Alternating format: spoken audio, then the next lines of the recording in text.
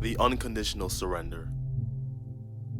On April 12, 1945, Vice President Harry Truman received an urgent call from Steve Early telling him to come to the White House as quickly and quietly as possible.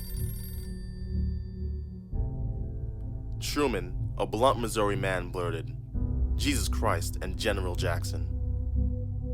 Since becoming vice president, with the exception of cabinet meetings, Truman had only met with President Roosevelt twice.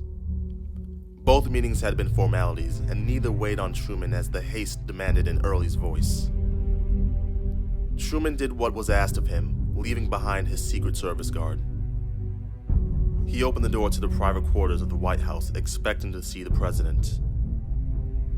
Instead, he was greeted by the First Lady. Mrs. Roosevelt put her hand on Truman's shoulder and said, "Harry, the president is dead." Truman, shocked by the devastating news, could only ask, "Is there anything I can do for you?" The newly widowed Mrs. Roosevelt simply said, "Is there anything we can do for you? For you are the one in trouble now." 2 hours and 24 minutes after Franklin D. Roosevelt's death, Harry S. Truman was sworn in as the 33rd President of the United States. There have only been 3 other times previously that the Vice President was sworn into duty after the death of a president. FDR was a monumental figure, having navigated America through the Great Depression and the majority of the Second World War. Truman was a relatively unknown figure that had been thrusted into vice presidency. He had no previous background in foreign affairs and was now left to make the most consequential decision to mankind, whether or not to drop the atomic bomb. It wasn't until after swearing his oath into presidency did Truman learn of the Manhattan Project. 3 bombs would be ready to use at his discretion by the 1st of August. After Japan's attack on Pearl Harbor, there was only one satisfactory conclusion to the war for America. 4 days after FDR's death, Truman gave his address to Congress stating, "I want the entire world to know that this direction must and will remain unchanged and unhampered. Our demand has been, and it remains, unconditional surrender." Truman poured himself into the map room files, going through FDR's correspondence with Churchill and Stalin. Tensions with the Soviet Union had become a predominant focus of conversation. One cable sent by Churchill to FDR revealed his desire for a blunt stand against the Russians.